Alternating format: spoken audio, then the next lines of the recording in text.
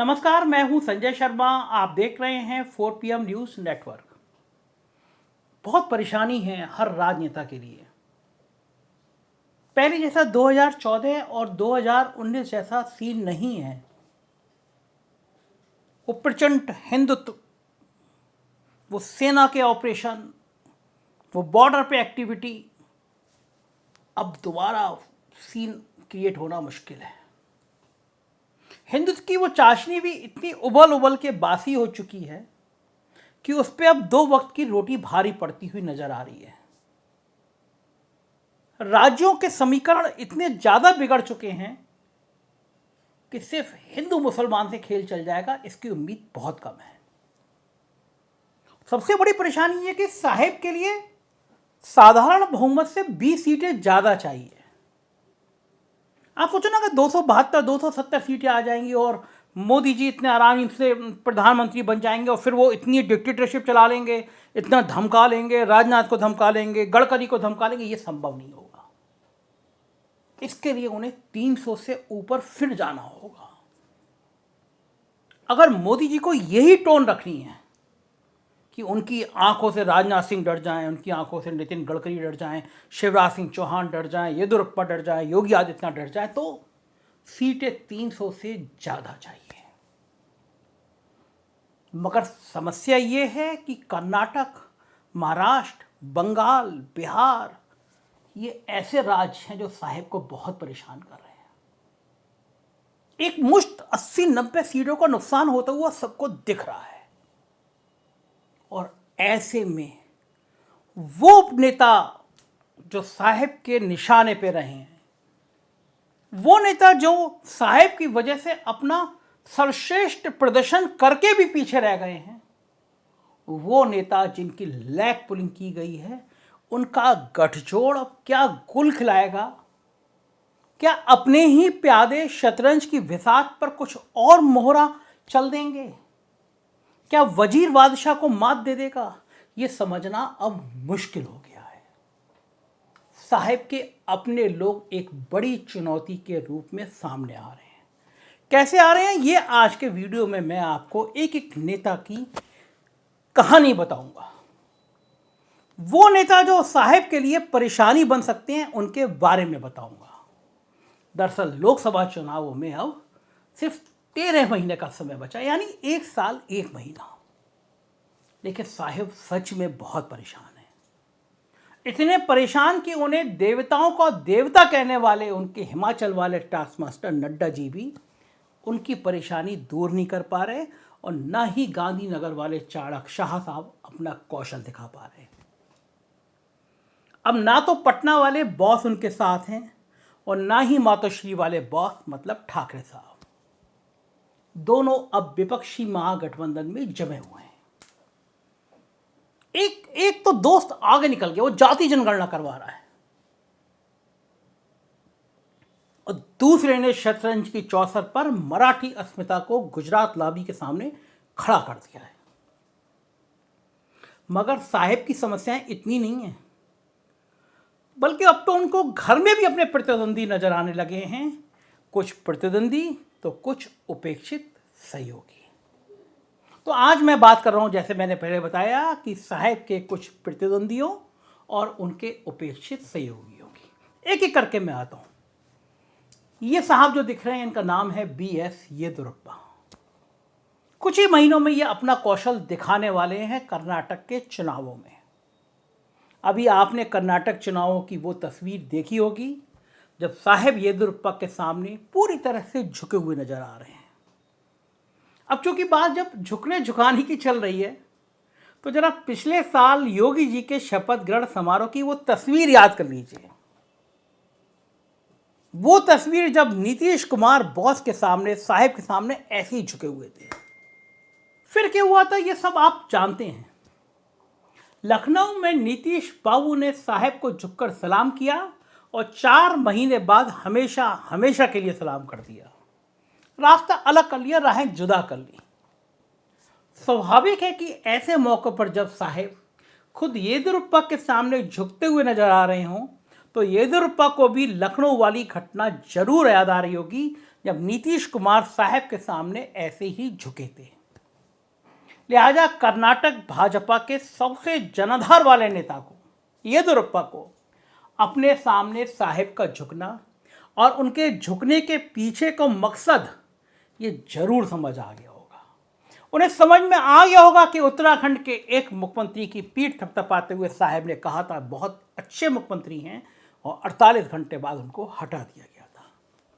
ये इसलिए भी समझ में आ गया होगा क्योंकि जब येदियुरप्पा मुख्यमंत्री बने रहना चाहते थे तो साहब उनके सामने झुके नहीं थे, और अंततः उनको मुख्यमंत्री पद भी छोड़ना पड़ा था।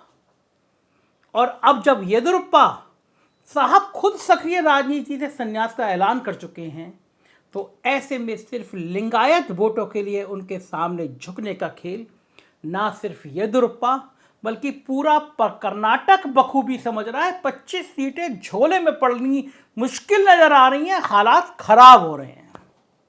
दूसरे नेता शिवराज सिंह चौहान, मध्य प्रदेश के मुख्यमंत्री। याद कीजिए 2013 का वो दौर, 2013 जब भारतीय जनता पार्टी की गोवा कार्यकारिणी की बैठक चल रही थी। उस कार्यकारिणी बैठक में मोदी जी को दिल्ली लाने की तैयारी की जा रही थी, लेकिन तभी नाराज होकर दिल्ली में बैठे लाल कृष्ण आडवाणी ने एक धमाका कर दिया। आडवाणी जी ने पूरी मीडिया के सामने खुलेआम कह दिया था जो प्रदेश सदियों से विकसित है, यानी गुजरात, उसके विकास का ढिंडोरा तो कोई भी पीट सकता है, लेकिन एक पिछड़े प्रदेश को आगे लाने का जो काम शिवराज सिंह चौहान कर रहे हैं वो वाकई काबिले तारीफ है।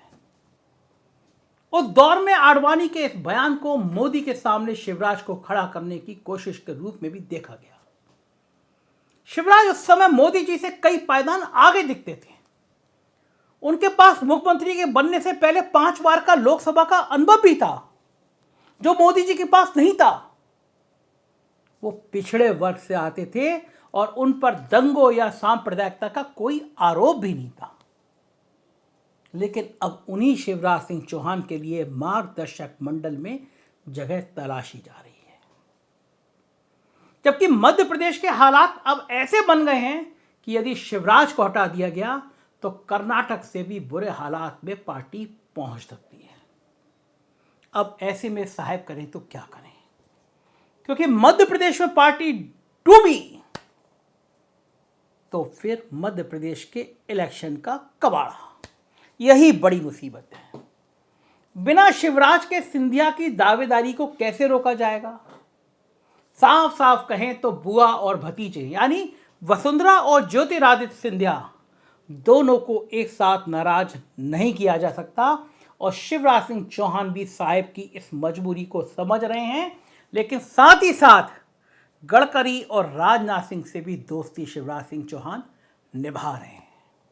और साहब को समझ में आ रहा है, साहब को समझ में आ रहा है कि शिवराज सिंह चौहान की जो उपेक्षा की गई, बार बार ये संदेश दिए गए कि शिवराज सिंह चौहान को हटाया जा रहा है, ज्योतिरादित्य सिंधिया को बढ़ाया जा रहा है। अब शिवराज सिंह चौहान अगर कुछ सीटें कम रह गई तो एक बड़ा खेल खेलने को तैयार है। और इन सब में सबसे बड़ा नाम योगी आदित्यनाथ, देश भर में हिंदुत्व का प्रचंड चेहरा। यहां उत्तर प्रदेश का मामला और भी पेचीदा हो गया है, क्योंकि 2014 में भारतीय जनता पार्टी का हर चौथा सांसद उत्तर प्रदेश से जीता था, जबकि 2019 में हर 5वां सांसद यूपी से जीता था। ऐसे में बाबा की नाराजगी उठाना बहुत भारी पड़ सकती है। वहीं दूसरी तरफ बाबा बने रहे तो पिछड़ों और दलितों की नाराजगी भारी पड़ सकती है। ढोर गवार शूद्र पशु नारी जे सब ताड़न के अधिकारी मुद्दा गरमा रहे हैं। समाजवादी पार्टी पिछड़ों और दलितों में संदेश दे रहे हैं, और खासकर जब जाति जनगणना के मुद्दे को लेकर अखिलेश यादव भी नीतीश कुमार को यूपी में लाने की तैयारी में लगे दिखते हों। पिछले दिनों लल्लन सिंह आए थे और खुलेआम सपा के समर्थन की बात की थी। वैसे भी यूपी का वोटर बहुत होशियार माना जाता है, खासकर पिछड़े वर्ग का वोटर, क्योंकि वो अब तक इस बात को भूल नहीं पाया है कि किस प्रकार सिराथू में ठाकुर वोटरों ने केशव प्रसाद मौर्य को इसलिए हरवा दिया कहीं वो जीत कर योगी जी की राह में रोड़ा ना बन जाएं। आज भी संघ और भाजपा के कई अंदरूनी सूत्र दावा करते हैं कि केशव प्रसाद मौर्य की हार से योगी मोदी जी की मजबूरी बन गए हैं। और केशव मौर्य को ये टीस है, दर्द है। पिछले दिनों केशव मौर्य और ब्रजेश पाठक का चार्टर में बैठे हुए है एक फोटो वायरल हुआ। वो फोटो ने कई संदेश दे दिए, चर्चा कर दी।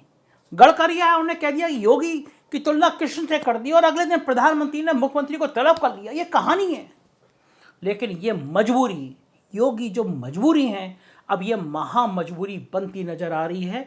खासकर तब जब पिछड़े वर्ग के बीच मंडल चेतना एक बार और उभर कर सामने आ गई है।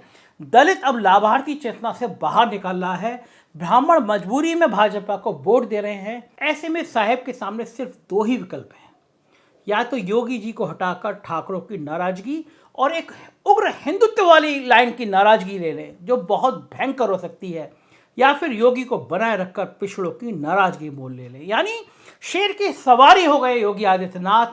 बहुत मजे के साथ सवारी की थी, लेकिन अब उनसे पीछा छुड़ाना साहब के लिए बहुत मुसीबत भरा हो गया है, क्योंकि एक हिंदुत्व का ब्रांड चेहरा बन चुके हैं। अब 2022 की विधानसभा चुनाव वाली परिस्थिति भी नहीं है कि यादवों का कथित डर दिखाकर पिछड़ों को समाजवादी पार्टी से दूर कर दें। अब पिछड़ों को स्पष्ट दिख रहा है कि चूंकि अखिलेश यादव अभी प्रधानमंत्री पद की और सीएम की रेस में नहीं है, लिहाजा अब यादवों से कौन सा डर। आखिर अखिलेश 30-40 सांसद लेकर दिल्ली चले भी जाते हैं तो वो किसी कुर्मी, किसी मौर्य, किसी राजभर को ही तो अपनी पार्टी से मंत्री बनवाएंगे, जैसे मुलायम सिंह बेनी बाबू को बनवाते थे। इन सब परिस्थितियों में योगी जी अब साहब के गले की हड्डी बन गए हैं। वो बहुत अनुशासित भी नहीं माने जाते, उग्र स्वभाव के हैं। वो हटाए जाने पर विजय रूपाणी की तरह चुप रह जाएंगे, ये संभव नहीं। और उनकी प्रधानमंत्री बनने की महत्वाकांक्षा भी है। उनकी सब टीम कहती है कि योगी से बेहतर प्रधानमंत्री भला कौन।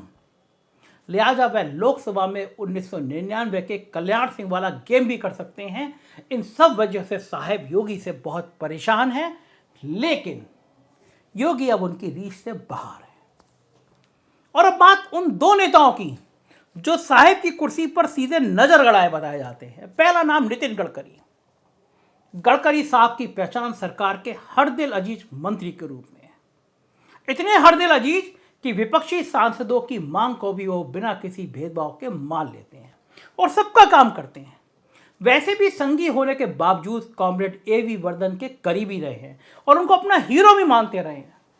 तो स्वाभाविक है कि सभी विचारधाराओं को साथ लेकर चलना तो उनका नैसर्गिक गुण है।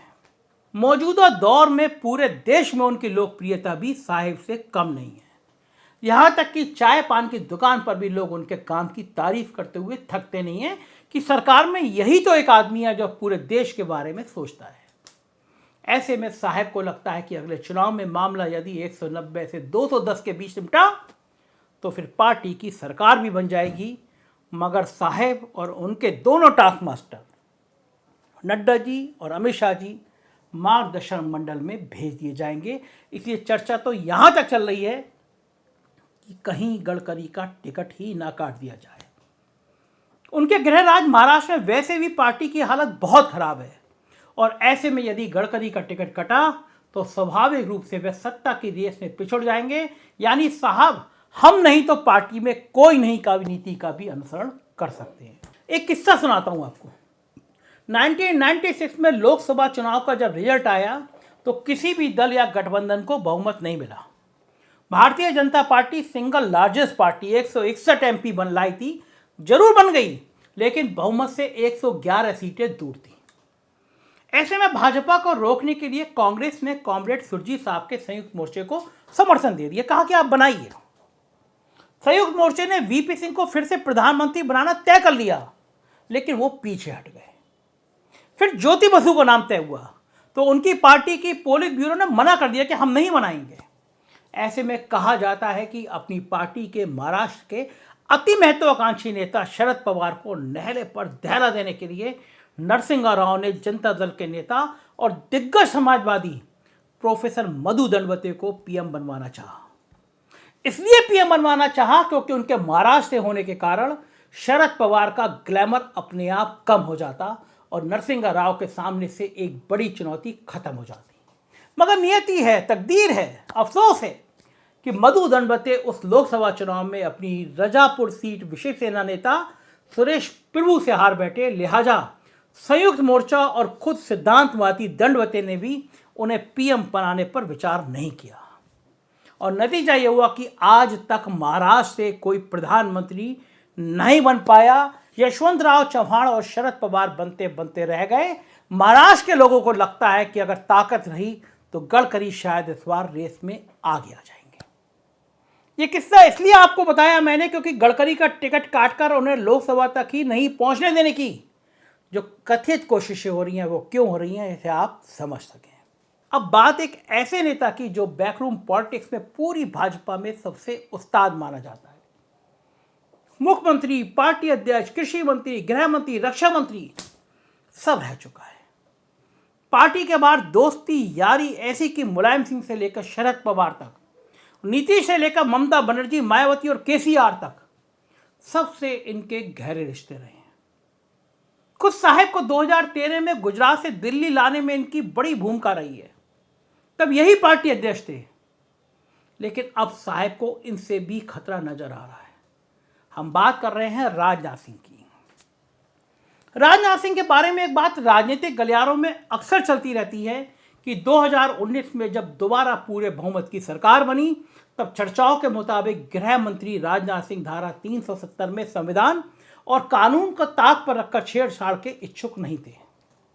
उन्हें पता था कि यह मामला सुप्रीम कोर्ट की संविधान पीठ में जाएगा और यदि वहां गड़बड़ हुई तो पूरी राजनीतिक जिंदगी पर एक बदनुमा दाग लग जाएगा। वैसे मामला अब भी सुप्रीम कोर्ट की संविधान पीठ के समक्ष लंबित है। नतीजा यह हुआ कि बॉस ने इनसे होम मिनिस्ट्री लेकर अमित शाह को दे दी। राजनाथ सिंह रक्षा मंत्री बना दिए गए, लेकिन फिर भी गृह मंत्रालय से रुखसत किए जाने पर भी कभी जबान नहीं खोली। मगर अब साहब को लगता है कि जो ताकत गडकरी की है वही राजनाथ सिंह की भी है। राजनाथ सिंह तो हिंदी भाषी इलाके से भी आते हैं, लिहाजा यूपी, बिहार, अपने ससुराल झारखंड, छत्तीसगढ़, उत्तराखंड, राजस्थान, हरियाणा, एमपी, इन सब राज्यों की सियासत के नब्ज को भी बखूबी समझते हैं। ऐसे में चुप रहकर तमाशा देखने वाले राजनाथ सिंह को बॉस बहुत भरोसे का मान नहीं सकते। वैसे भी कहा जाता है कि दो लोगों की लड़ाई में अपना गेम बनाने की कला में राजनाथ सिंह का कोई सानी नहीं है, कोई मुकाबला नहीं है। याद कीजिए वो दौर जब अटल जी और कल्याण सिंह के झगड़े में कैसे राजनाथ सिंह ने अपने लिए मुख्यमंत्री पद का जुगाड़ कर लिया था। याद कीजिए जिन्ना विवाद का आडवाणी बनाम संघ का झगड़ा जब उन्होंने पार्टी अध्यक्ष आडवाणी की जगह खुद के लिए अध्यक्ष पद का जुगाड़ उठा लिया था। यानी वो अपना जुगाड़ बिठाने की कला में उस्ताद बताए जाते हैं। अब ऐसे में इस बात की क्या गारंटी है कि मोदी बनाम योगी या मोदी बनाम गडकरी के माहौल में वे अपना जुगाड़ बिठाने की कोशिश से पीछे हट जाएंगे। इसलिए इन सब परिस्थितियों को देखते हुए साहब खुद को बहुत असुरक्षित महसूस कर रहे हैं। इस राजनीतिक दौर में असुरक्षित महसूस कर रहे हैं और स्ट्रेटेजी बना रहे हैं कि शतरंज की बिसात पे कौन सा मोहरा चला जाए कि सामने वाले का वजीर और बादशाह दोनों मार दिए जाएं। होगा क्या, मैं आपको बताता रहूँगा। आप राजनीति की खबरों के लिए देखते रहिए 4 PM। यही चैनल है जहां आपको खरी खरी साफ साफ बातें सुनने को मिलेगी। कुछ और राज्यों में चैनल हमारे 4 PM UP, 4 PM Bihar, 4 PM Gujarat, 4 PM Karnataka. इन राज्यों की खबरें देखना हो तो उनको भी सब्सक्राइब करिएगा। प्यार बनाए रखिएगा। शुक्रिया।